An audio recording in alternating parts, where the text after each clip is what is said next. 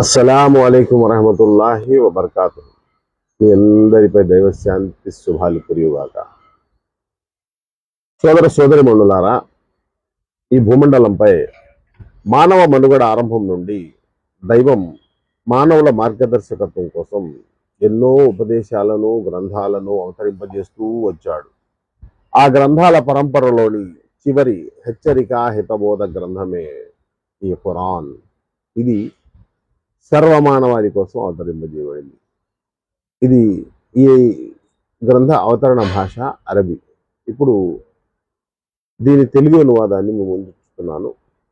19వ అధ్యాయం మరియం. ఇందులో 98 వాక్యాలు ఉన్నాయి. ఇది మక్కా నగరంలో అవతరించింది. అల్లాహ్ పేరుతో ప్రారంభిస్తున్నాను. ఖాఫ్ హా యా ఐన్ సాద్. ఇది నీ ప్రభువు తన దాసుడైన జకరయ్యపై చూపిన కారుణ్య ప్రస్తావన. అప్పుడు అతను తన ప్రభువునకు ఏకాంతంగా మొరపెట్టుకున్నాడు. అతను ఇలా మనవి చేసుకున్నాడు: ప్రభు, నా ఎముకలు సైతం కృషించిపోయాయి, ముదిమి వల్ల తల నెరిసిపోతుంది. ప్రభు, నిన్ను వేడుకొని నేను ఎన్నడూ నిష్ఫలుణ్ణి కాలేదు. నా తర్వాత నా బంధుమిత్రులు చేసే చెడు పనులను గురించి నేను భయపడుతున్నాను. నా భార్యేమో గొడ్రాలు కనుక నీవు నీ ప్రత్యేక అనుగ్రహం ద్వారా నాకు ఒక వారసుని ప్రసాదించు. అతడు నాకు వారసుడు కావాలి, యాకూబ్ సంతతి వారసత్వాన్ని పొందాలి. ప్రభు, అతనిని అందరికీ ఇష్టుడైన వ్యక్తిగా చెయ్యి. ఇలా జవాబు ఇవ్వబడింది: జకరయ్యా, మేము నీకు యహ్యా అనే పేరు గల ఒక కుమారుని శుభవార్తను తెలియజేస్తున్నాం. ఈ పేరు గల మనిషిని మేము ఇంతకు పూర్వం ఎన్నడూ పుట్టించలేదు. ఇలా మనవి చేసుకున్నాడు: ప్రభు, నాకు కుమారుడు ఎలా పుడతాడు? నా భార్య ఏమో గొడ్రాలు, నేనా వృద్ధుడనై కుసించుకుపోయాను. బదులు లభించింది. అలానే జరుగుతుంది. నీ ప్రభువు ఇలా సెలవిస్తున్నాడు: ఇది నాకు చాలా చిన్న విషయం. వాస్తవానికి ఇంతకు పూర్వం నీవు అసలు ఏమీ కానప్పుడు నేను నిన్ను పుట్టించాను కదా. జకరయ్య ఇలా అన్నాడు: ప్రభు, నా కొరకు ఏదైనా గుర్తును నిర్ణయించు. సెలవిచ్చాడు: నీ కొరకు గుర్తు ఏమిటంటే, నీవు వరుసగా 3 రోజుల వరకు ప్రజలతో మాట్లాడలేవు.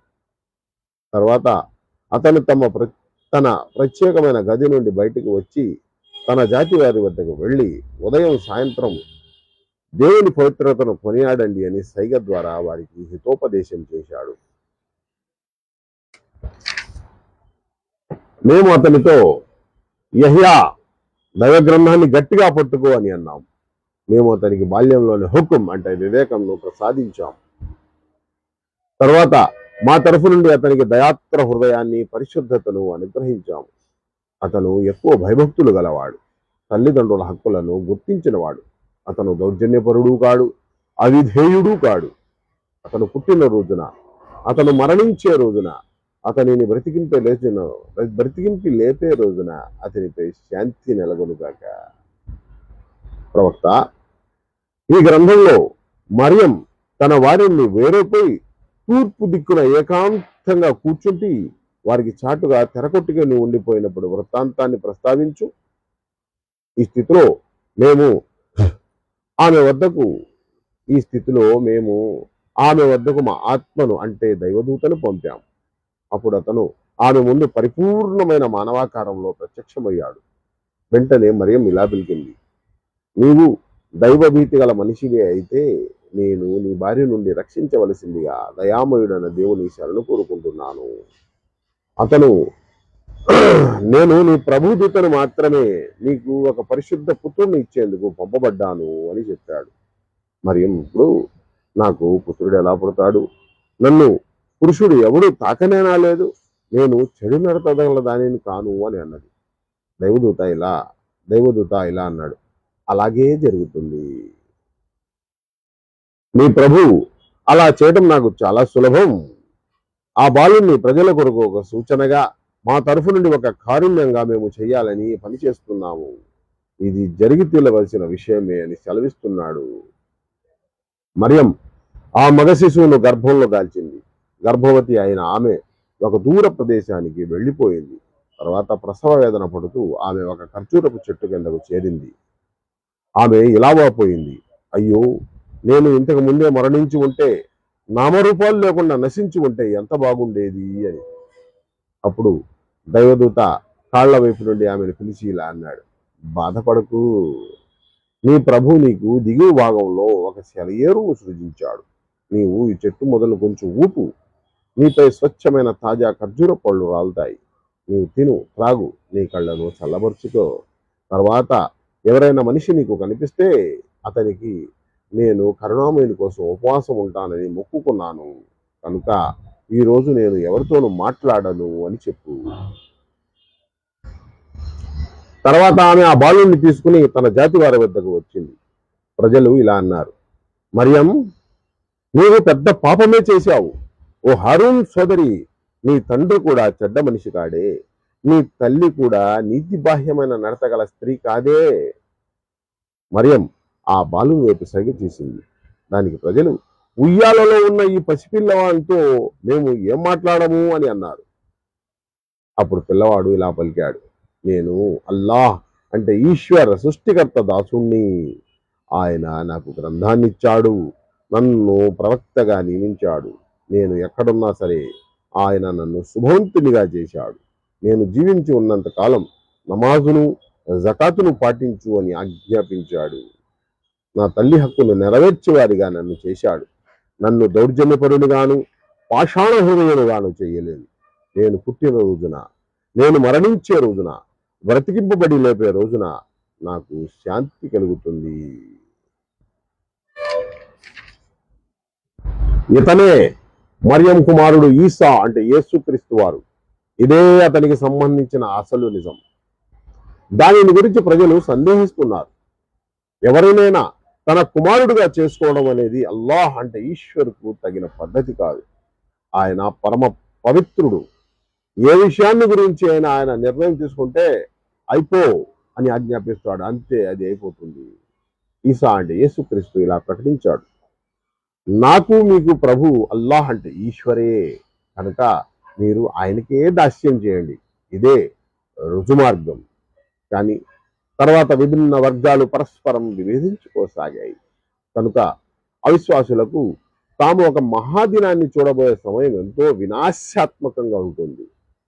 వారు మా ముందు హాజరయ్యే రోజున వారి చెవులు కూడా బాగానే వింటాయి, వారి కళ్ళు కూడా బాగానే చూస్తాయి. కానీ ఈనాడు ఈ దుర్మార్గులు స్పష్టమైన మార్గభ్రష్టత్వంలో పడిపోయారు. ప్రవక్త, వారు ఎమడుపాటులో ఉన్నారు, విశ్వసించడానికి సిద్ధంగా లేరు. ఈ స్థితిలో వారిని దుఃఖం తప్ప మార్గాంతరమే ఉండని తీర్పు దినం గురించి భయపెట్టు. చివరకు మేమొక్కరమే భూమికి దానిపైన ఉన్న సమస్తానికి వారసులు మోగుతాం. ఆపై అందరూ మా వైపునకే మరలించబడతారు. ఈ గ్రంథంలో ఇబ్రాహీం గాథను ప్రస్తావించు. నిస్సందేహంగా అతడు సత్యసంధుడైన వ్యక్తి, ఒక దైవ ప్రవక్త. వారికి ఆ సందర్భాన్ని జ్ఞాపకం చేయి. అప్పుడు అతను తన తండ్రితో ఇలా అన్నాడు, తండ్రి, వినలేని, కనలేని, మీ ఏ పనిని చేసి పెట్టలేని వాటిని మీరు ఎందుకు ఆరాధిస్తున్నారు? తండ్రి, నా వద్దకు వచ్చిన జ్ఞానం మీ వద్దకు రాలేదు. మీరు నన్ను అనుసరించండి, నేను మీకు సరైన మార్గం చూపుతాను. తండ్రి, మీరు శైతానుకు దాస్యం చేయకండి, శైతాను కరుణామయుని ధిక్కరించాడు. తండ్రి, మీరు కరుణామయుని శిక్షకు గురి అవుతారేమోనని, శైతాను సహచరులు అవుతారేమోనని నాకు భయంగా ఉంది. అప్పుడు తండ్రి ఇలా అన్నాడు, ఓ ఇబ్రాహీం, నీవు నాకు ఆరాధ్యులైన వాటికి విముఖుడవయ్యావా? నీవు దీన్ని మానుకోకపోతే నేను రాళ్లతో కొట్టి చంపేస్తాను. కనుక నీవు శాశ్వతంగా నాకు దూరంగా వెళ్ళిపో. అప్పుడు ఇబ్రాహీం ఇలా అన్నాడు, మీకు సలాం, మిమ్మల్ని మన్నించవలసిందని నేను నా ప్రభువును ప్రార్థిస్తాను. నా ప్రభు నాపై ఎంతో దయగలవాడు. నేను మిమ్మల్ని కూడా విడిచిపోతున్నాను. మీరు దేవుణ్ణి కాదని ప్రార్థిస్తున్న ఆ శక్తులు అంటే మిథ్యాశక్తులను కూడా విడిచిపోతున్నాను. నేను నా ప్రభువునే ప్రార్థిస్తాను. నా ప్రభువును ప్రార్థించి నేను విఫలం కాబోలని నమ్ముతున్నాను. ఈ విధంగా అతను వారి నుండి, వారి అల్లాహయేతర ఆరాధ్యుల నుండి వేరైపోయినప్పుడు మేము అతనికి ఇస్హాక్, యాకూబుల వంటి సంతానాన్ని ప్రసాదించాము. ప్రతి ఒక్కరికి ప్రవక్తగా చేశాము. వారికి మా కరుణను ప్రసాదించాము. వారికి నిజమైన ఉన్నతమైన కీర్తి ప్రతిష్టలను కలుగజేశాం. మూసాను గురించి ఈ గ్రంథంలో ప్రస్తావించు. అతను ఎన్నుకోబడిన వ్యక్తి, ఒక సందేశహరుడైన ప్రవక్త. మేము అతనిని తూర్ పర్వతం కుడివైపు నుండి పిలిచాం. రహస్య సంభాషణ ద్వారా అతనికి సాన్నిధ్యాన్ని ప్రసాదించాం. దయతో మేము అతని సోదరుడు హారూన్ను ప్రవక్తగా నియమించి అతనికి సహాయకునిగా ఇచ్చాము. ఈ గ్రంథంలో ఇస్మాయిల్ గురించి ప్రస్తావించు. అతను వాగ్దాన పాలకుడు, సందేశహరుడు అయిన ప్రవక్త. అతను తన ఇంటి వారిని నమాజు జకాతులను పాటించండి అని ఆజ్ఞాపించేవాడు. తన ప్రభువుకు ప్రీతిపాత్రుడు. ఈ గ్రంథంలో ఇద్రీస్ను గురించి ప్రస్తావించు. అతను ఒక నిజాయితీపరుడైన మనిషి, ఒక ప్రవక్త. మేము అతనిని ఉన్నత స్థానానికి లేపాము. అల్లాహ్ అంటే ఈశ్వర్ అనుగ్రహించిన దైవ ప్రవక్తలు వీరు, ఆదం సంతతిలోని వారు. మేము నూహు అంటే నూహుతో పాటు పడవపైకి ఎక్కించిన వారి వంశంలోని వారు, ఇబ్రాహీం సంతతికి చెందిన వారు, ఇస్మాయిల్ వంశానికి చెందిన వారు. మేము రుజు మార్గం చూపిన వారు, మేము ఎన్నుకున్న ప్రజలలోని వారు. కరుణామయని వాక్యాలు వారికి వినిపించినప్పుడు వారు విలిపిస్తూ సజాల పడిపోయేవారు, సాష్టాంగ పడిపోయేవారు. వారి తర్వాత కొందరు అయోగ్యులు వారి స్థానంలో వచ్చారు. వారు నమాజును త్యజించారు, మనోవాంఛలను అనుసరించారు. కనుక వారు త్వరలోనే మార్గం తప్పిన దానికి ఫలితం అనుభవిస్తారు. అయితే పశ్చాత్తాపడి మళ్ళేవారు, విశ్వసించి సత్కార్యాలు చేసేవారు స్వర్గంలో ప్రవేశిస్తారు. వారికి రవంత అన్యాయం కూడా జరగదు. వారికై శాశ్వతంగా ఉండే స్వర్గవనాలు ఉన్నాయి. అవి అగోచర జగత్తులో లభిస్తాయని కరుణామయుడు తన దాసులకు వాగ్దానం చేసి ఉన్నాడు. నిశ్చయంగా ఈ వాగ్దానం నెరవేరి తీరుతుంది. అక్కడ వారు వ్యర్థమైన మాట ఏదీ వినరు. అక్కడ దేనిని విన్నా సరైన దానినే వింటారు. వారి ఆహారం వారికి ఉదయం సాయంత్రం నియమం తప్పకుండా లభిస్తూ ఉంటుంది. మేము మా దాసుల్లో భయభక్తుల జీవితం గడిపేవాడిని వారసుడుగా చేసే స్వర్గం ఇదే. ప్రవక్త, మేము మీ ప్రభు ఆజ్ఞ లేకుండా కిందికి దిగిరాము. మా ముందు ఉన్నదానికి మా వెనుక ఉన్నదానికి ఈ రెండిటికి మధ్య ఉన్నదానికి ప్రతిదానికి ప్రభు ఆయనే. మీ ప్రభు ఎన్నడూ మర్చిపోయేవాడు కాడు. ఆకాశాలలోను ఆకాశాలకు భూమికి భూమి ఆకాశాల మధ్య సర్వానికి ఆయన ప్రభు. కాబట్టి మీరు ఆయనకు దాస్యం చేయండి, ఆయన దాస్యంలోనే స్థిరంగా ఉండండి. మీకు తెలిసినంత వరకు ఆయనతో సమానమైన స్థాయి గల వాడెవడైనా ఉన్నాడా? ఎవడలేడు. ఏమిటి? నేను చనిపోయిన తర్వాత మళ్ళీ నన్ను బ్రతికించడం నిజంగానే జరుగుతుందా అని అంటాడు మనిషి. అసలు అతడు ఏమిటి, నేను చనిపోయిన తర్వాత మళ్ళీ నన్ను బ్రతికించడం జరుగుతుందా అని అంటాడు మనిషి. అసలు అతడు ఏమీ కానప్పుడే మేము అతన్ని సృష్టించామన్న విషయం అతడికి జ్ఞాపకం రావటం లేదా?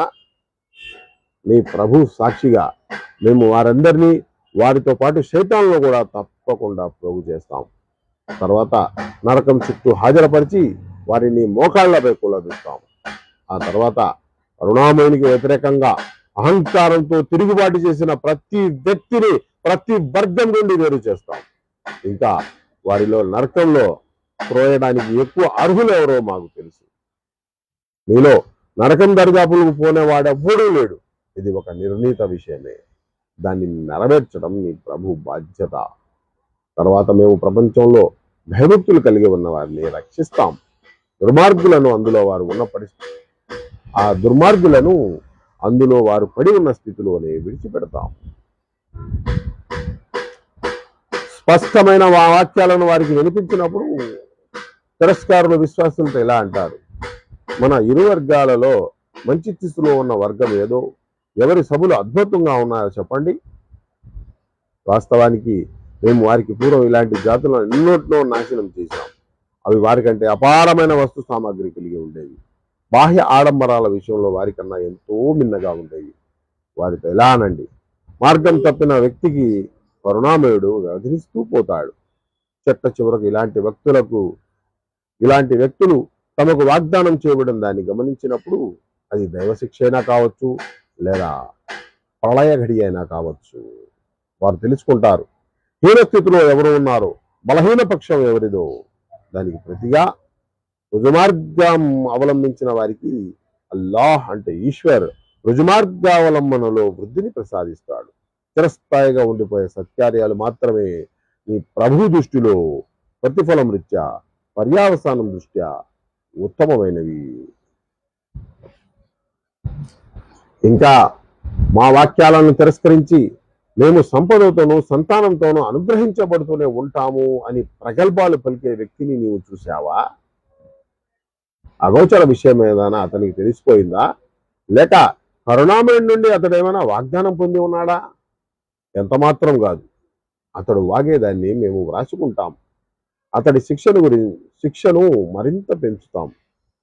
అతడు ప్రస్తావిస్తున్నటువంటి వస్తు సామాగ్రి మంది మార్గాలము అంతా తిరిగి మా వద్దకే చేరిపోతుంది.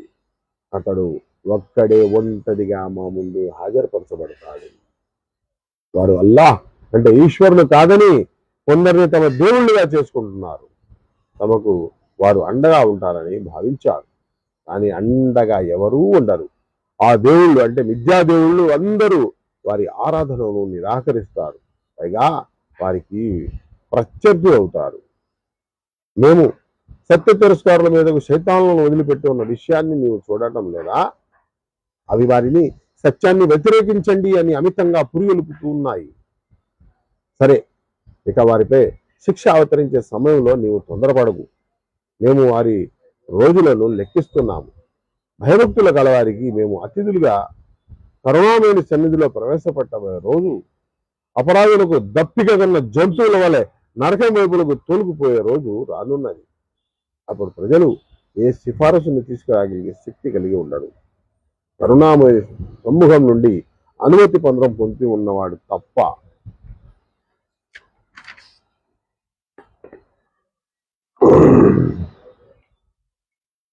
కరుణామయుడు ఎవరినో కుమారుడుగా చేసుకున్నారు అని వారు అంటారు. ఎంత ఘోరమైన నిశ్చయాన్ని మీరు కల్పించి తెచ్చారు. కరుణామయుడికి సంతానం ఉందని వారు చేసే వాదం కారణంగా త్వరలోనే ఆకాశాలు పగిలిపోతాయేమో, భూమి బద్దలైపోతుందేమో, పర్వతాలు పగిలిపోతాయేమో. ఎవరినైనా కుమారుడిగా చేసుకోవడం అనేది కరుణామయుడి అనుత్యానికి తగినది కాదు. భూమి ఆకాశాలలో ఉన్న వారందరూ ఆయన సమక్షంలో దాసులుగా హాజరు కానున్నారు. ఆయన అందరినీ పరివేష్టించి ఉన్నాడు. వారిని సరిగ్గా లెక్కపెట్టి ఉంచారు. ప్రళయం నాడు అందరూ తమ తమ ముందు ఆయన ముందు ఒక్కొక్కరిగానే హాజరవుతారు. నిశ్చయంగా విశ్వసించి సత్కార్యాలు చేస్తూ ఉన్న వారి పట్ల త్వరలోనే కరుణామయుడు ప్రేమను హృదయాలలో కలుగజేస్తాడు. కనుక ప్రవక్త, నీవు భయభక్తులు గలవారికి శుభార్తను అందజేయాలని, వితండవాదులను భయపట్టాలని మేము ఈ గ్రంథాన్ని సులభతరం చేసి నీ భాషలో అవతరింపజేశాము.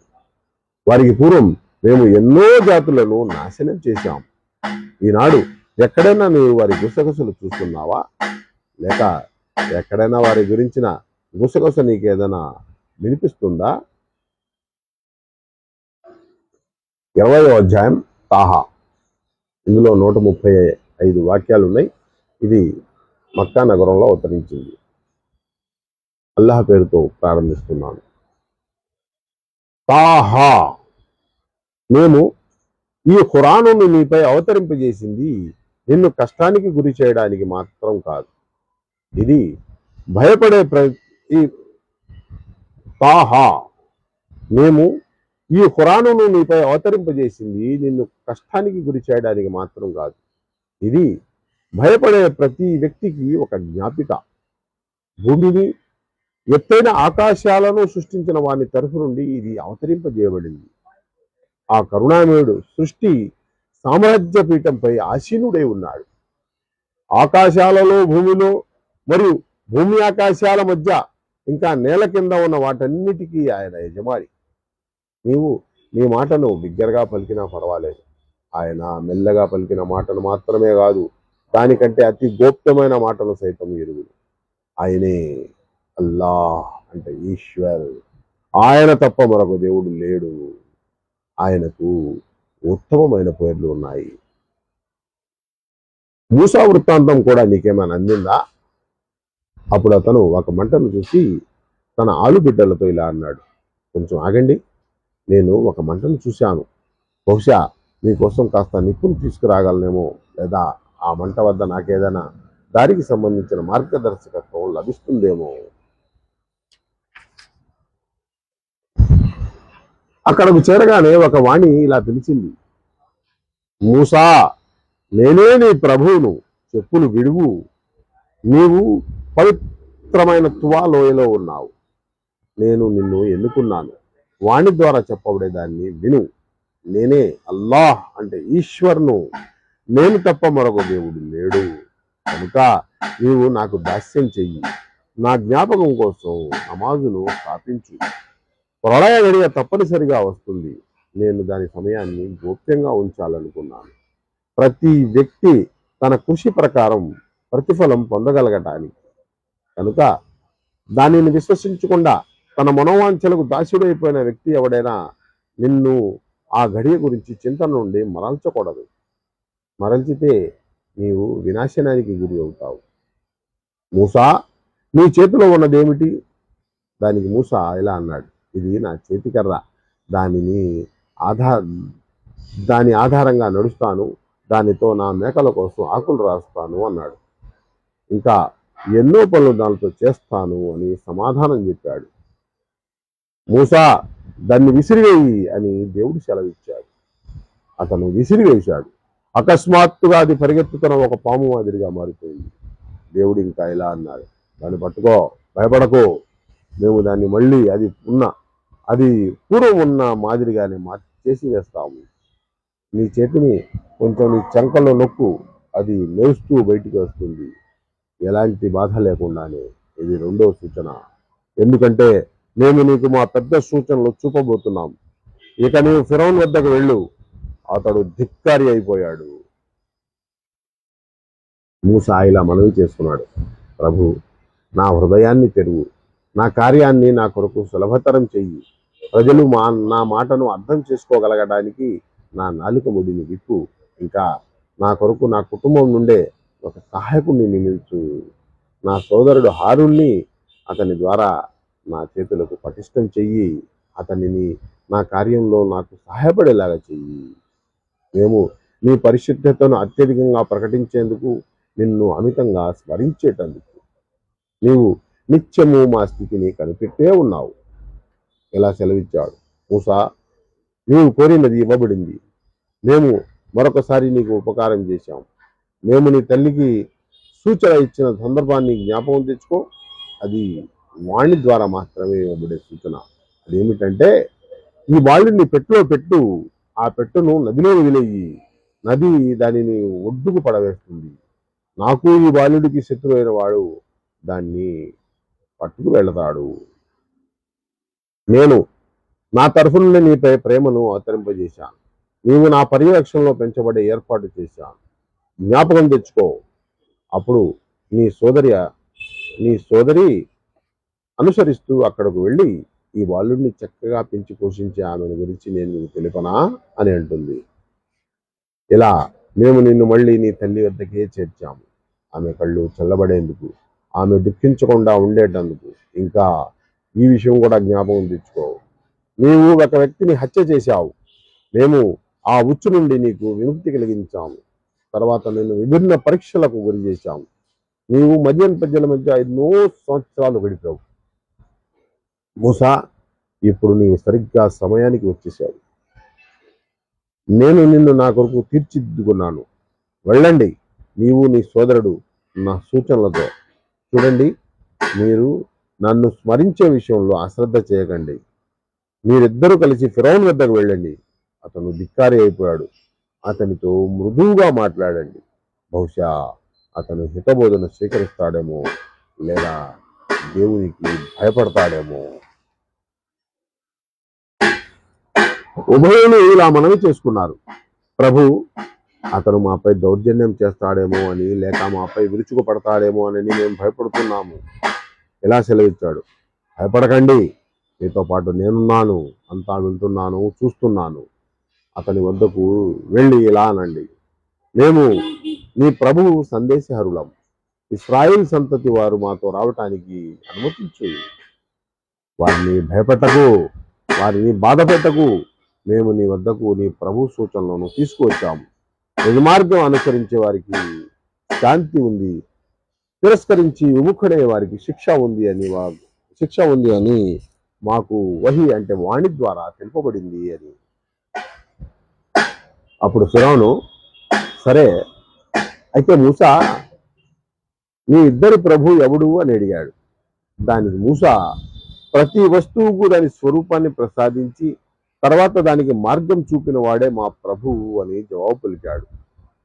అప్పుడు ఫిరౌను, అయితే పూర్వం గతించిన తలారవాది పరిస్థితి ఏమిటి అని అన్నాడు. అప్పుడు మూసా, దానికి సంబంధించిన జ్ఞానం నా ప్రభు వద్ద ఒక గ్రంథంలో సురక్షితంగా ఉంది. నా ప్రభు పొరపాటు చేయడు, మరవడు కూడాను అని సమాధానం పలికాడు. ఆయనే మీ కొరకు భూమిని పాన్పుగా పరిచాడు, దానిపై మీరు నడిచేందుకు మార్గాలను నిర్మించాడు, పైనుండి నీటిని కురిపించాడు, తర్వాత దాని ద్వారా రకరకాల పంటలను పండించాడు. వాటిని తినండి, మీ పశువులకు కూడా మెప్పండి. నిశ్చయంగా అర్థం చేసుకోగల వారికి ఇందులో ఎన్నో సూచనలు ఉన్నాయి. ఈ నెల నుండే మేము మిమ్మల్ని సృష్టించాము, దానిలోకే మిమ్మల్ని తిరిగి తీసుకుపోతాము, దాని నుండే మళ్ళీ వెలికి తీస్తాము. మేము ఫిరౌనుకు మా సమస్త సూచనలను చూపాము, కానీ అతడు నిరాకరించాడు, విశ్వసించలేదు. ఇలా అన్నాడు, మూసా, నీవు నీ మంత్రశక్తితో మమ్మల్ని మా దేశం నుండి వెళ్ళగొట్టడానికి మా వద్దకు వచ్చావా అని. సరే, మేము కూడా నీకు పోటీగా అటువంటి మంత్రజాలాన్ని తీసుకువస్తాము. ఎప్పుడు ఎక్కడ ఎదుర్కోవాలో నిర్ణయించుకో. మేము ఈ ఒప్పందం నుండి మరలిపోము, నీవు మరలిపోకూడదు. బహిరంగ మైదానంలోకి రా. మూసా, ఉత్సవ దినం నిర్ణయమైంది, పొద్దెక్కిన తర్వాత ప్రజలు సమావేశం కావాలి అని చెప్పాడు. ఫిరౌను మరలిపోయి తన కుతంత్ర సామాగ్రి సమీకరించుకుని పోటీకి వచ్చాడు. పోటీ ప్రారంభంలోని ప్రత్యర్థి వర్గాన్ని సంబోధిస్తూ మూసా ఇలా అన్నాడు, దౌర్భాగ్యులారా, అల్లాహ్ అంటే ఈశ్వర్ పై అపనిందలు మోపకండి. అలా చేస్తే ఆయన మిమ్మల్ని ఒక కఠిన పరీక్ష ద్వారా సర్వనాశనం చేస్తాడు. అబద్ధాన్ని ఎవడు కల్పించినా వాడు విఫలుడే అయ్యాడు. ఇది విన్న తర్వాత వారి మధ్య అభిప్రాయ భేదం తలెత్తింది. వారు తమలో తాము రహస్యంగా సంప్రదించుకోసాగారు. చివరకు కొందరు ఇలా అన్నారు, ఈ ఇద్దరు కేవలం మాంత్రికులే. వారి ఉద్దేశం తమ మంత్ర బలం ద్వారా మమ్మల్ని మీ దేశం నుండి తరిమేయడం, అంతేకాదు మీ ఆదర్శన జీవన విధానాన్ని అంతమొందించడం. కావున మీరు ఈనాడు మీ శక్తియుక్తులను సమకూర్చుకోండి, సమైక్యంగా రంగంలో దిగండి. ఈనాడు ప్రాబల్యం వహించిన వాడే గెలిచాడు అనే విషయం తెలుసుకోండి అని. మాంత్రికులు, మూసా, మొదట నీవు విసురుతావా లేక మేము విశ్రమా అని అడిగాడు. దానికి మూసా, లేదు, మీరే విసిరండి అన్నాడు. అప్పుడు అకస్మాత్తుగా వారి త్రాళ్ళు, వారి కర్రలు వారి మంత్రశక్తి వల్ల పరిగెత్తుతూ ఉన్నట్లు మూసాకు అనిపించింది. మూసా తన మనస్సులో భయపడ్డాడు. మేము ఇలా అన్నాము, భయపడకు, నీవే ఆధిక్యం వహిస్తావు. నీ చేతిలో ఉన్నదాన్ని విసిరివేయి. ఇప్పుడే అది వారు కల్పించిన వాటిన్నిటినీ పొంగేస్తుంది. వారు కల్పించి తీసుకొచ్చింది కేవలం మాంత్రికుడి తంత్రమే. మంత్రికుడు ఎన్నడూ సాఫల్యం కాలేడు, వాడు ఎంత నేర్పరి అయినా సరే. చివరకు జరిగింది ఏమిటంటే, మాంత్రికులందరూ సజ్దా అంటే సాష్టాంగంలో పడవేయబడ్డారు. వారు ఎలుగెత్తి, మేము హారూన్ మూసాల ప్రభువును విశ్వసించాము అని ప్రకటించాడు. ఫిరౌను ఇలా అన్నాడు, నేను మిమ్మల్ని అనుమతించక ముందే మీరు అతన్ని విశ్వసించారా? ఇతడు మీకు మంత్ర విద్య నేర్పిన గురువు అని తెలిసిపోయింది. సరే, ఇప్పుడు నేను మీ చేతులను మీ కాళ్లను వ్యతిరేక ప్రవేశాల నుండి అంటే కుడి చెయ్యి ఎడమ కాలు, ఎడమ చెయ్యి కుడి కాలు నరికిస్తాను. ఖర్జూరపు దూరాలకు శిలువ వేయిస్తాను. అప్పుడు మా ఇద్దరి శిక్షలలో ఏది ఎక్కువ కఠినమైనదో, ఏది దీర్ఘకాలికమైనదో మీకు తెలుస్తుంది. అంటే నేను మీకు ఎక్కువ కఠినమైన శిక్షను విధించగలనా లేక మూసా విధించగలడా అని. అప్పుడు మాంత్రికులు ఇలా జవాబు పలికారు, మమ్మల్ని సృష్టించిన శక్తి సాక్షిగా స్పష్టమైన సూచనలు ముందుకు వచ్చిన తర్వాత కూడా సత్యంపై నీకు ప్రాధాన్యం ఇవ్వడం అనేది జరగని పని. నీవు చేయదలుచుకున్నది చేసుకో. మహా అయితే నీవు ప్రాపంచిక జీవితం గురించి మమ్మల్ని నిర్ణయం చేయగలవు, మాత్రమే నిర్ణయం చేయగలవు. మేము ఆ ప్రభువుని విశ్వసించాము, మా తప్పులను ఆయన క్షమించాలని, నీవు బలవంతంగా మా చేత చేయించిన మంత్రతంత్రాలకు మమ్మల్ని మన్నించాలని. అల్లాహ్ అంటే ఈశ్వరే మంచివాడు, కలకాలం ఉండేవాడు. యథార్థం ఏమిటంటే దోషిగా తన ప్రభు ముందు హాజరయ్యేవాడికి నరకం తప్పదు. అందులో వాడు చావనూ లేడు, బ్రతకనూ లేడు. ఆయన సన్నిధానంలో విశ్వాసిగా హాజరయ్యి సత్కార్యాలు చేసి ఉన్నవాడు. అలాంటి వారందరికీ ఉన్నత స్థానాలు ఉన్నాయి. నిత్యం పచ్చగా ఉండే ఉద్యానవనాలు ఉన్నాయి. వాటి కింద కాలువలు ప్రవహిస్తూ ఉంటాయి. వాటిలో వారు శాశ్వతంగా ఉంటారు. పరిశుద్ధతను పాటించే వ్యక్తికి లభించే ప్రతిఫలం ఇదే.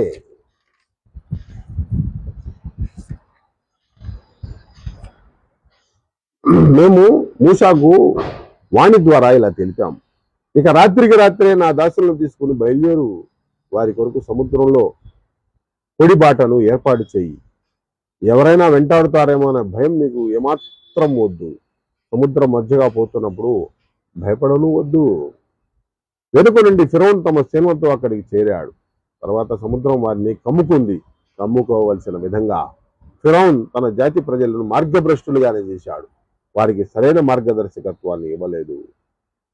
ఇశ్రాయిల్ సంతానమా, మేము మీకు మీ శత్రువు నుండి విముక్తి కలిగించాము. తూర్ పర్వతం కుడి పక్కన మీకు హాజరయ్యేందుకు గడువు నిర్ణయించాము. ఇంకా మీపై మన్ను సల్వాను అవతరింపజేశాము. మేము మీకు ఇచ్చిన పరిశుద్ధమైన ఆహారాన్ని తినండి, దానిని తిని తిరుగుబాటు చేయకండి. చేస్తే నా ఆగ్రహం మీకు విరుచుకుపడుతుంది. ఎవడి మీద నా ఆగ్రహం విరుచుకుపడుతుందో అతడు పతనం కావడం సత్యం.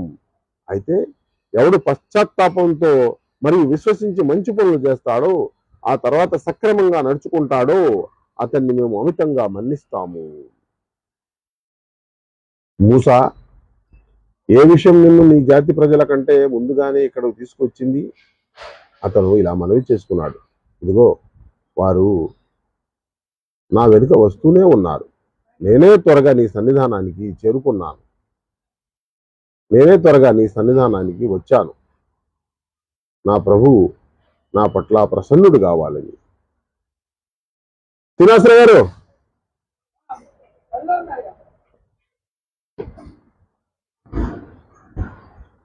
మూసా, ఏ విషయం నిన్ను నీ జాతి ప్రజల కంటే ముందుగానే ఇక్కడకు తీసుకువచ్చింది? అతను ఇలా మనవి చేసుకున్నాడు, ఇదిగో వారు నా వెనుక వస్తూనే ఉన్నారు. నేనే త్వరగా నీ సన్నిధానానికి వచ్చాను.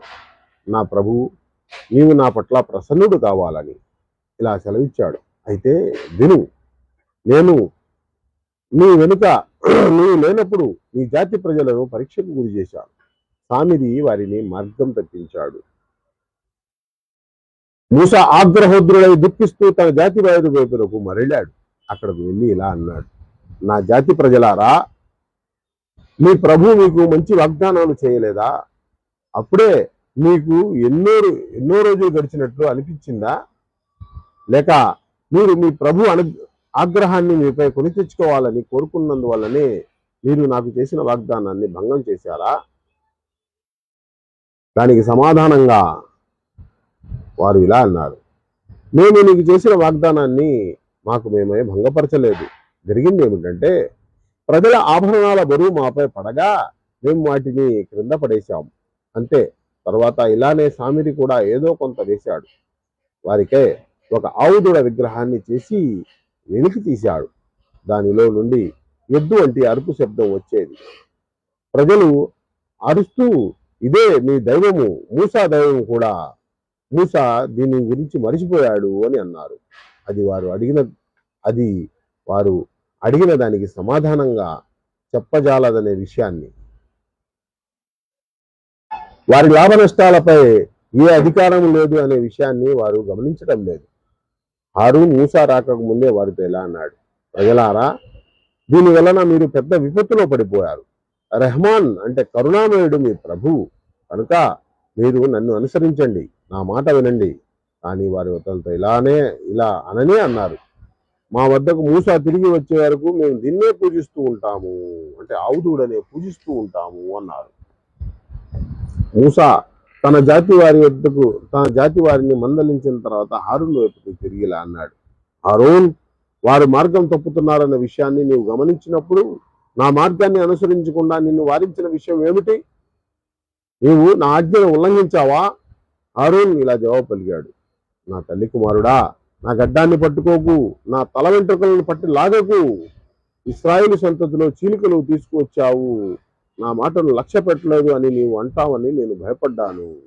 అప్పుడు మూసా, అయితే సామిరి, నీ సంగతి ఏమిటో చెప్పు అని అడిగాడు.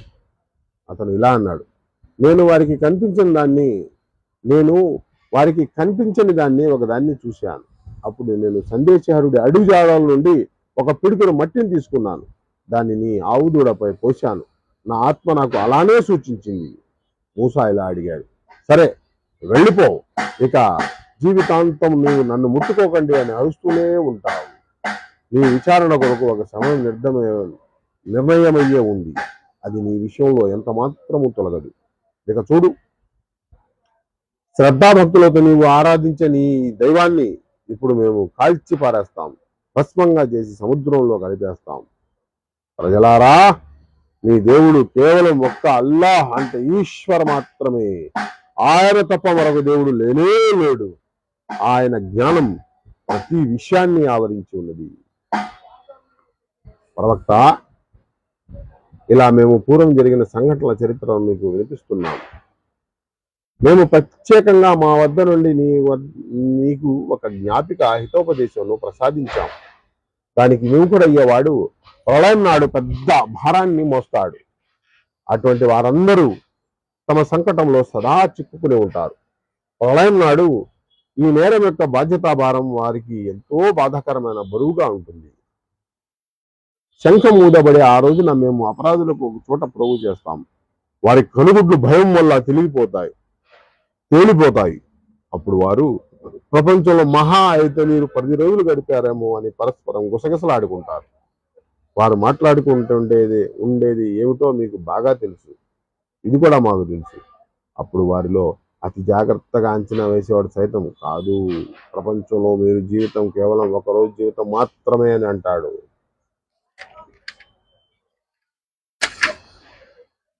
వారు నిన్ను ఇంతకు ఈ రోజున ఏ పర్వతాలు వారు నిన్ను ఇంతకు ఆ రోజున ఈ పర్వతాలు ఏమవుతాయి అని అడుగుతారు.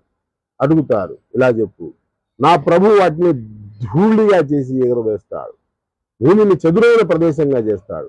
అందులో మీరు వంకరలు గాని మిట్టపల్లాలు గాని చూడరు. ఆ రోజున ప్రజలందరూ పిలిచేవాని పిలుపుని వినగానే నేరుగా వచ్చేస్తారు. ఎవ్వడు తలబెరుచుతనం ప్రవర్తించలేడు. కంఠస్వరాలన్నీ కరుణామయం నుండి అణిగిపోతాయి. ఒక్క చిరు సబ్బడి తప్ప మీరు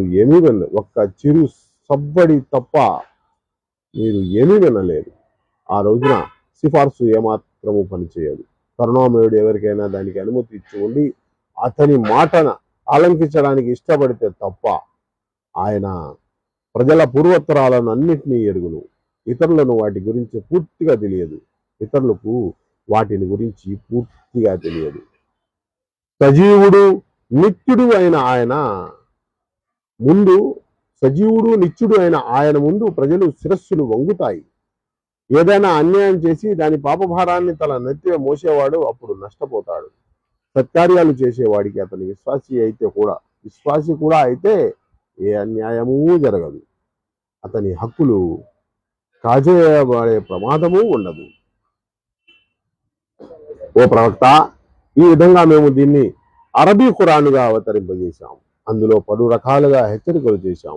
బహుశా వారు వక్ర వైఖరిని విడనాడుతారేమోనని, లేక దీని కారణంగా వారిలో చేతన కలిగే సూచనలు జనిస్తాయేమోనని.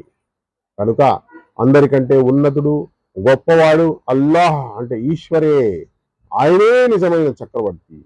చూడు, ఖురాన్ చదవడంలో తొందరపడకు. నీ వైపునకు దాని వాణి అంటే వహీ పూర్తి కానంత వరకు ఇలా ప్రార్థించు, ఓ ప్రభు, నాకు మరింత జ్ఞానం ప్రసాదించు. ఇవాళ ఇంతవరకు ముగిస్తూ ఈ ముగింపునపై సకల స్తోత్రములన్నీ ఆ సర్వలోకాలకు ప్రభు అయిన అల్లాహకు అర్పిస్తున్నాను.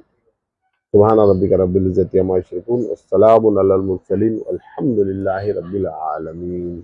అస్సలాము అలైకుం వరహమతుల్లాహి వబర్కాతుహు. మీ అందరిపై దయ శాంతి శుభాలు కురియుగాక.